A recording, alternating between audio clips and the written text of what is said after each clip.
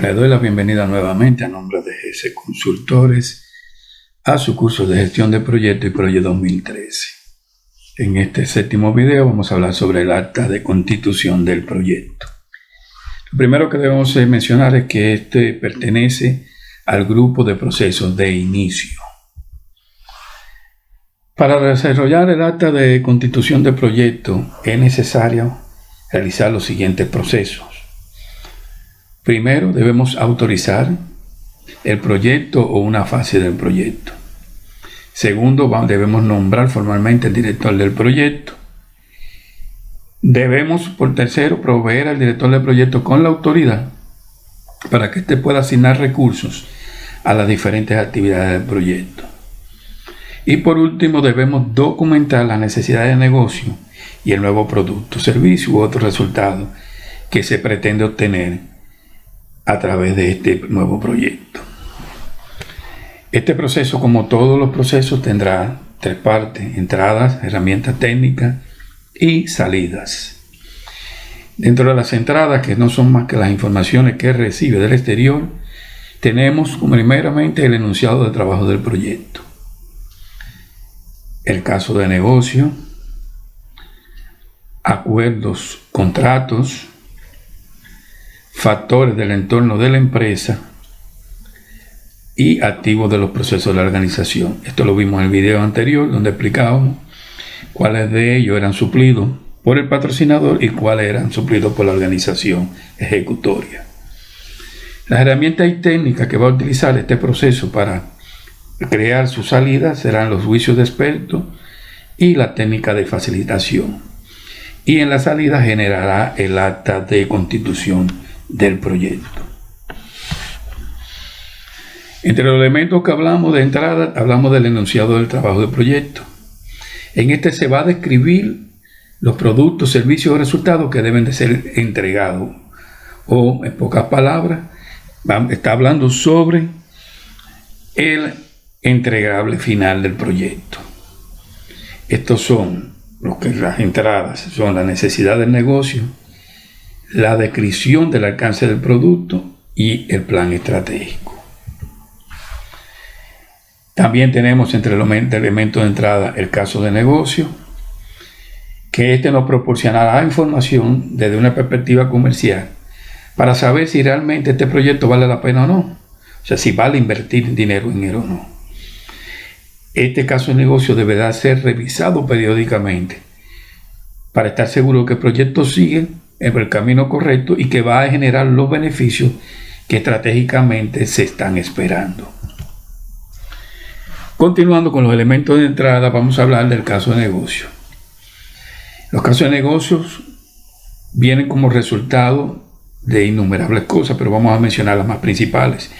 Por ejemplo, una demanda del mercado, una necesidad interna de la organización o una necesidad de una organización externa, una solicitud de un cliente, un adelanto tecnológico, un requisito legal, un impacto ecológico, de las necesidades sociales, etc. Ahora vamos a hablar un poco sobre los acuerdos. Los acuerdos simplemente van a definir las intenciones iniciales de un proyecto. Dentro de los acuerdos están contemplados los contratos con terceros, con proveedores, contratos con empresas externas, contratos con asesores, etc. Memorando de entendimientos, acuerdos de nivel de servicio, cartas de acuerdo, cartas de intenciones, otros acuerdos verbales y escritos. También dentro de los elementos de entrada tenemos los factores ambientales de la empresa. Estos elementos pueden ser tanto internos como externos y rodearán el éxito de un proyecto o influirán directamente en él.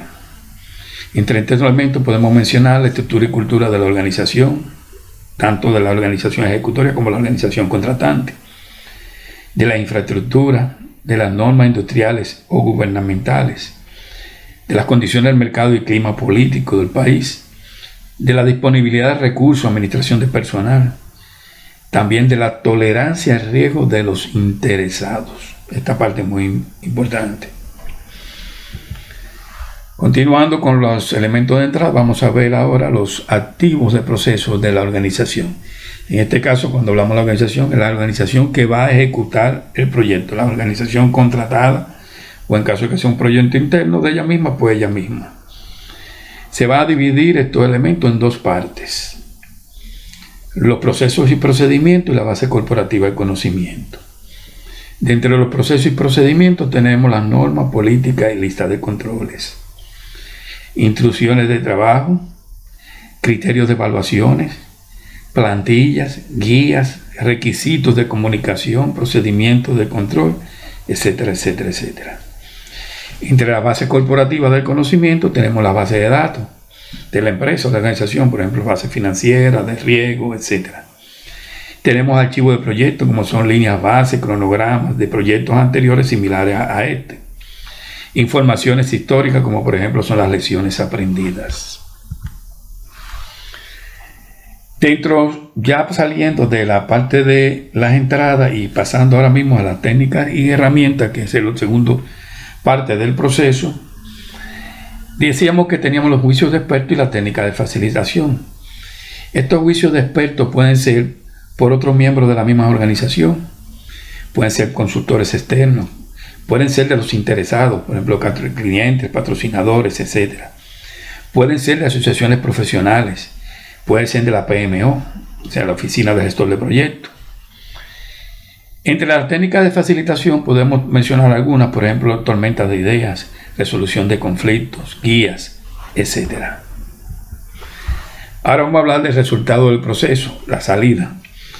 Definitivamente la salida de este proceso es el acta de constitución del proyecto, pero los elementos que la van a componer esta acta de constitución del proyecto son los siguientes: propósito o justificación del proyecto, objetivos medibles y criterios de éxito relacionados, requisitos de alto nivel, asunciones y restricciones, descripción del proyecto de alto nivel, identificación de los riesgos de alto nivel,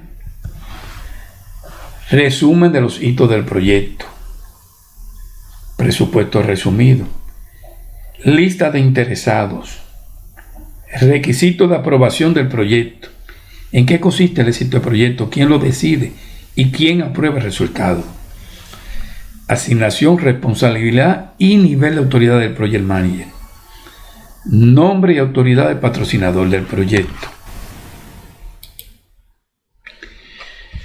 Como vemos en esta gráfica, el acta de constitución del proyecto tendrá que ver necesariamente con todo lo demás del proceso del proyecto. Será casi en su totalidad entrada para todos los demás procesos.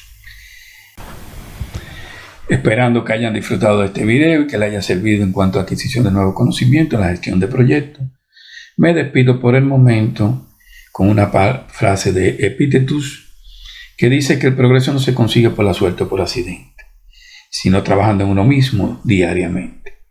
Hasta la próxima y espero verlo nuevamente en los próximos videos.